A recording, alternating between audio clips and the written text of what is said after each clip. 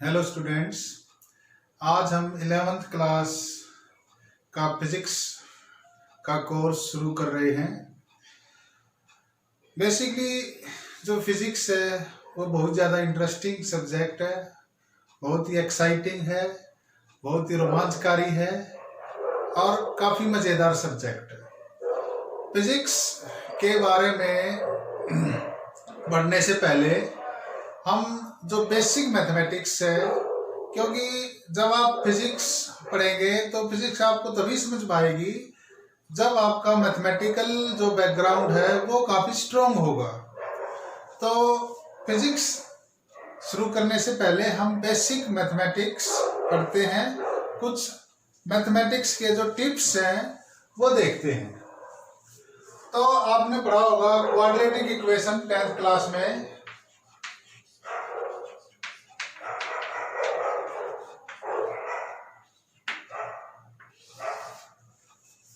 Quadratic equation यानी a x square plus b x plus c equal to 0। Condition होती है a is not equal to 0। वैसे तो बहुत सारे मेथड है इसको सॉल्व करने के, तो जो जनरल मेथड है वो है x equal to minus b plus minus under root b square minus 4ac divided by 2a। जब आप इस इक्वेशन को सोल्व करेंगे तो आपको x की दो वैल्यूज मिलेगी, एक में b plus this plus sign के साथ और एक माइनस साइन के साथ। तो जो वैल्यू मीनिंगफुल होगी, फिजिक्स में बहुत सारी जो इक्वेशन है, बहुत सारे जो फिनोमिना है, जब आप उसको डिस्क्राइब करोगे, जब आप इक्वेशन लिखोगे, क्वाड्रेटिक इक्वेशन को जब आप सोल्व करोगे तो सपोज दो वैल्यू मिलेगी। तो उसमें आप देखेंगे जो वैल्यू पॉसिबल है, जो इस सिचुएशन को डिस्क्राइब कर रही है, तो आप x की वो वैल्यू लेंगे। Binomial theorem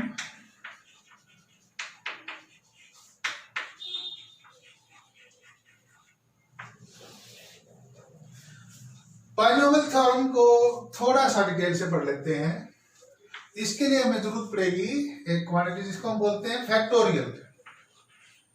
n factorial, n factorial का मतलब होता है n गुणा n माइनस 1 गुणा n माइनस 2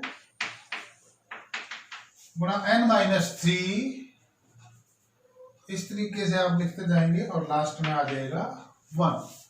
तो मान लो मैं लिखना चाहूं 3 फैक्टोरियल। 3 फैक्टोरियल किसके इक्वल होगा? 3 इंटू 2 इंटू 1। इसको ऐसे लिखा जा सकता है 3 इंटू 2 फैक्टोरियल, क्योंकि 2 फैक्टोरियल होगा 2 इंटू 1।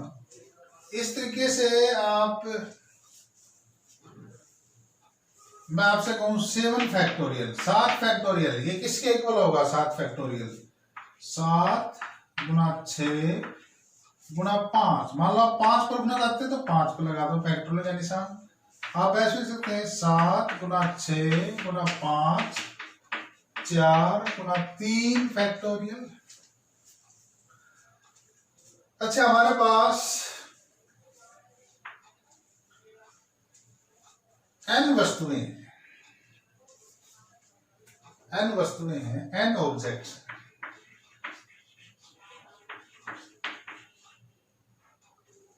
n ऑब्जेक्ट हैं जिसमें से दो एक साथ लेने हैं।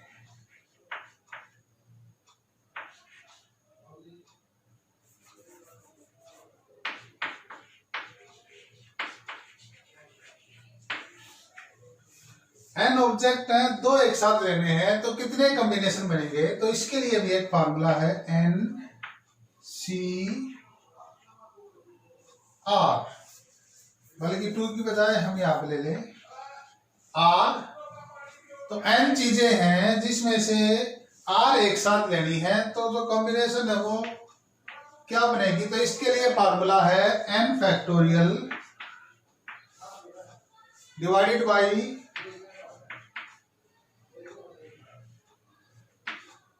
n minus r factorial divided by, हाँ इसके साथ मल्टीप्लाई, इसके डिवीजन में है आर फैक्टोरियल। तो इसको अब मान लो हमारे पास 4 ऑब्जेक्ट हैं और 2 एक साथ लेने हैं, तो हम लिखेंगे 4C2। कितनी कॉम्बिनेशन बनेगी? तो फार्मूला हमारा होगा 4 factorial divided by 4 minus 2 2 factorial and multiplied by 2 factorial. तो 4 फैक्टर होता है 4 इंटू 3 इंटू 2 इंटू 1। 2 फैक्टर होता है 2 into 1। Again this 2 factor 2 into 1। अब देखिए 2 2 जब 4 ये कर दिया 3 3 दूनी 6, और टोटल कॉम्बिनेशन कितने हुए? 6। अब इसको वेरीफाई भी कर लें। मान लो जो 4 ऑब्जेक्ट है, एक का नाम है बी सी डी, 2 एक साथ लेने हैं। तो देखिए पहले 2 एक साथ लेंगे तो एक कॉम्बिनेशन होगी ए बी, फिर ए सी, फिर ए डी, 3 तो ये होगी। अब बी से शुरू करें तो B C B D, 2 combination ये होगी। अब सी से शुरू करें तो सी डी, तो इस तरह से टोटल कॉम्बिनेशन कितनी है? 6। तो जब भी हमें कॉम्बिनेशन निकालनी पड़ेगी, मान लिया ये तो है 2, मान लिया 3 ऑब्जेक्ट एक साथ लेते तो कितनी कॉम्बिनेशन बन सकती थी? तो इस तरह से हमें जाता है NC3। तो आप ये जनरल फार्मूला है, इसको आप लिख लीजिए। तो n वस्तुएं हैं जिसमें से R एक साथ लेनी है, तब आप ये फार्मूला यूज करके वैल्यूज निकाल सकते हैं।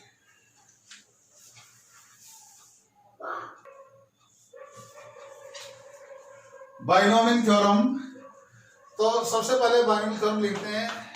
2 टर्म a और b raise to power n, a plus b का यदि n 2 हो तो हम सिंपली लिख सकते हैं, फार्मूला याद है a square plus b square plus 2ab, multiply करके निकाल सकते हैं। यदि n 3 और 2 तो ये फार्मूला याद है, 4 हो तो भी कैलकुलेट कर सकते हैं मल्टीप्लाई करके। लेकिन यदि n हो 8 तो कितनी बार मल्टीप्लाई करोगे आप? तो इसके लिए बाइनोमियल ने जो फार्मूला दिया था वो मैं लिख रहा हूं, NC0 सबसे पहले, उसके बाद a, तो a की पावर आएगी n माइनस 0,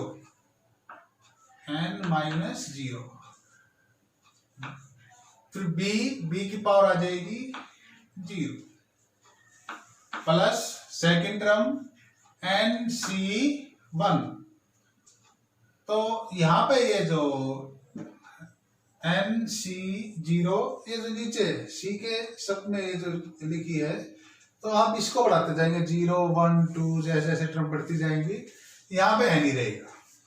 तो आप देखिए NC1 a की पावर कितनी हो जाएगी? n माइनस 1, b की पावर हो जाएगी 1, प्लस NC2 a की पावर होगी n माइनस 2 और b की पावर 2। तो इस तरह से आप इसको लिख सकते हैं NC n माइनस 1, तो a की पावर हो जाएगी n में से इसको माइनस करो 1, b की पावर हो जाएगी n माइनस 1 प्लस NCn, तो a की पावर हो जाएगी n माइनस n 0 और b की पावर हो जाएगी n। तो आप ये जो वैल्यूज हैं ये इवेलुएट कर सकते हैं।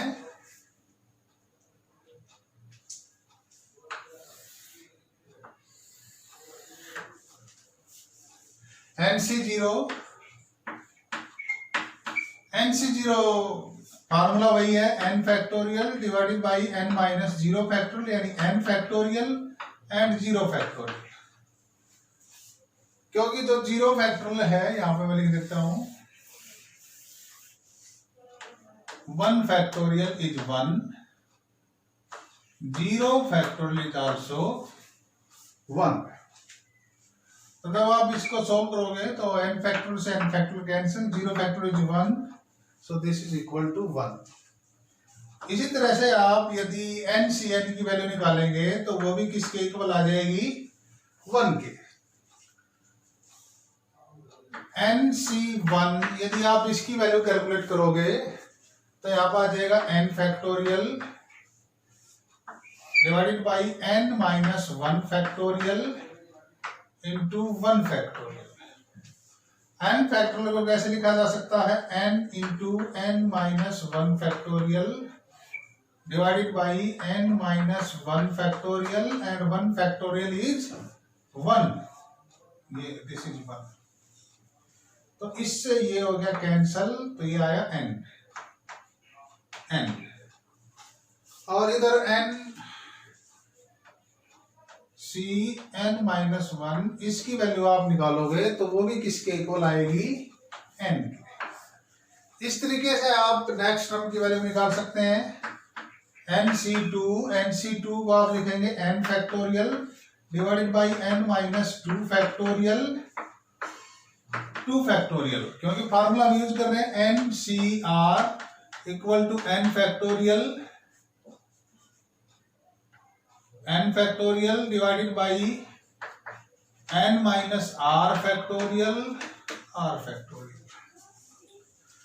सिंप्लीफाई कर लें इसको, n into n minus 1 into n minus 2 factorial. मैंने इसको यहाँ पे क्यों रोक दिया, क्योंकि मुझे दिखाई दे रहा है डिनोमिनेटर में n माइनस 2 फैक्टोरियल है, तो ये कैंसिल करना है। n minus 2 factorial into 2 factorial, तो इससे ये हो गया कैंसिल। सो NC2 इसकी वैल्यू आई है n into n minus 1 2 factorial is equal to 2। और इधर से जब आप करोगे तो ये आएगा NCN माइनस 2, तो इसकी वैल्यू भी सेम आएगी। अब यदि हम इसी को लिखें, सपोज a की वैल्यू है 1 और b की वैल्यू है x raise to power n। यदि हम इसको लिखें तो हमें पता है NC0 की वैल्यू है 1, NC0 इज 1, और ये 1 है a की जगह, तो a की पावर n, तो 1 की पावर n 1 की पावर कुछ भी हो 1 है, तो फर्स्ट टर्म आ जाएगी 1 प्लस सेकेंड टर्म आ जाएगी NC1 की वैल्यू हमें पता है n, और 1 की पावर कुछ भी हो तो 1 ही रहेगी।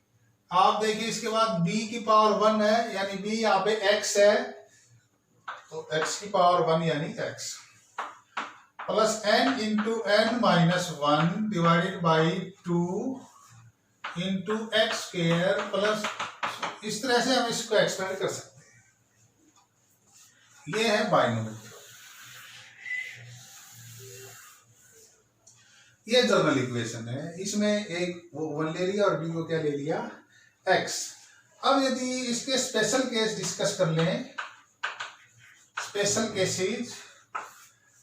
केस में यदि हम ऐसी सिचुएशन ले लें जब x एक के कंपैरिजन में बहुत स्मॉल हो, x is much less than 1, तो उस केस में आप देखिए क्या लिख सकते हैं, 1 प्लस एक्स की power n is equal to 1 plus nx।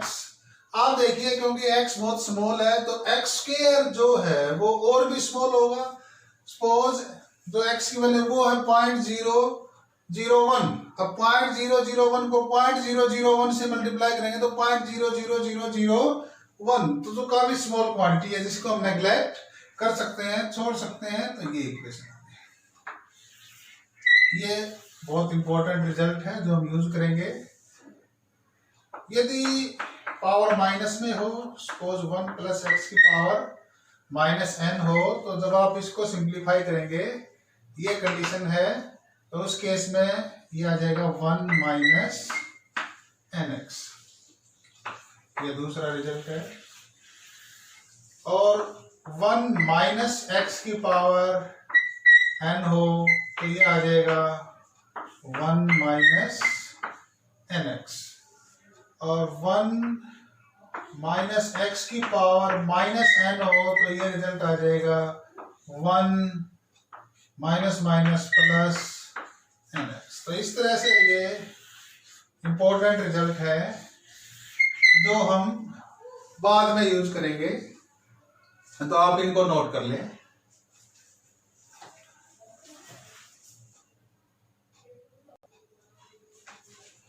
अब लॉगरिथम के बारे में पढ़ते हैं। मुझे पता है 2 की power 4 2 multiply 4 time is equal to 60, या इसको मैं ये भी लिख सकता हूं जनरल इक्वेशन ए की power x equal to m। देखिए 2 की पावर 4 16 है, तो जो लॉगरिथम है उसको कैसे डिफाइन किया गया है? लॉगरिथम, यदि मैं बेस ले लूं 2, तो 2 की पावर कितनी करूं कि 16 हो जाए? मान लो मुझे लॉगरिथम निकालना है 16 का, 16 का लॉगरिथम निकालना है और बेस है 2, तो जो 2 है यानी जो बेस है उसकी जो पावर है उसको कितना रेज किया जाए कि वो 16 हो जाए? तो ये जो बेस की पावर है इसी को कहते हैं लॉगरिथम। तो 2 की पावर कितनी करें? 4। तो 16 का लॉगरिथम आया 4। कब? जब बेस कितना है? 2। अब मान लो मैं कहूं वही 16 का लॉगरिथम निकालना है, सपोज मैं इसको ऐसे लिख लूं 4 raised to power 2 is equal to 16। Yes, 4 की पावर 2 इज 16। तो मुझे लॉगरिथम निकालना है 16 का। यदि मैं बेस ले लूं 4, तो आप देखिए 4 की पावर कितनी रेज करूं कि 16 हो जाए? आंसर कितना आया? 2। तो जो बेस है किसी भी नंबर का जब आप लॉगरिथम निकालते हैं तो आपको देखना पड़ेगा उसमें बेस क्या है।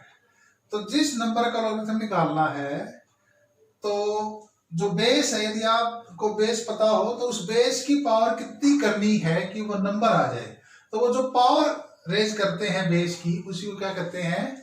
लॉगरिथम। तो अब लॉगरिथम को इस तरीके से लिखते हैं general equation logarithm of x base a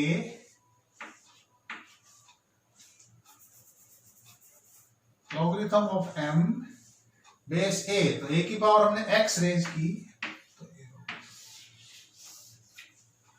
जो हमारे पास लॉगरिथम टेबल अवेलेबल है फिजिक्स और केमिस्ट्री की बुक में, उसमें जो बेस है वो 10 लिया जाता है।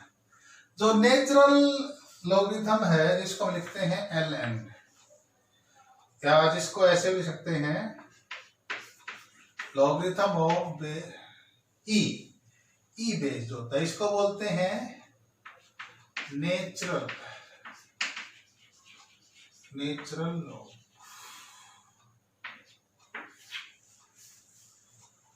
तो जो नेचुरल लॉग है उसमें हमें बेस कन्वर्ट करना आना भी चाहिए। Suppose logarithm of a number m base is e natural logarithm and this is equal to x।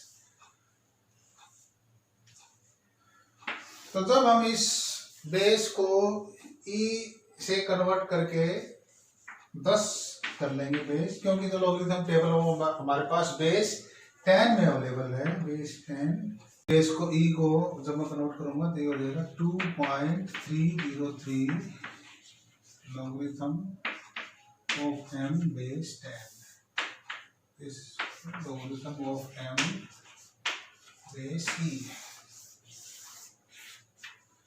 तो ये फार्मूला है base changes from e to 10। तो जब आप लॉगरिथम में नेचुरल लॉगरिथम से बेस 10 पाते हैं तो आपको 2.303 से मल्टीप्लाई करना पड़ेगा। टेबल हम बाद में डिस्कस करेंगे, लॉगरिथम टेबल कैसे देखते हैं। कुछ फार्मूले हैं जो लॉगरिथम के हम बीच बीच में यूज कर सकते हैं। Logarithm of multiplication of two number, ये आ जाएगा logarithm of m base e plus logarithm of n base e। तो आप देखिए जो लॉगरिथम है वो मल्टीप्लिकेशन को एडिशन में कन्वर्ट कर रहा है, तो गुणा करना मुश्किल होता है, जोड़ना आसान है। Logarithm of m by n base e, तो ये आएगा logarithm of m base e minus logarithm of n base e। और जो डिवीजन है उसको सब्ट्रैक्शन में कन्वर्ट कर दिया। और यदि पावर हो सपोज लॉगरिथम ऑफ m की power n to the base e, ये हो जाएगा n मल्टीप्लाई में। तो जो मल्टीप्लिकेशन है जिसमें पावर ज्यादा थी उस पावर को जो पावर है उसको मल्टीप्लिकेशन में कन्वर्ट कर रहा है। n logarithm of m base e। तो आप ये जो तीन इक्वेशन है, ये तीन फार्मूले आप ये भी नोट कर लीजिए। ये जो बेक कन्वर्शन वाला फार्मूला है आप ये भी नोट कर लीजिए।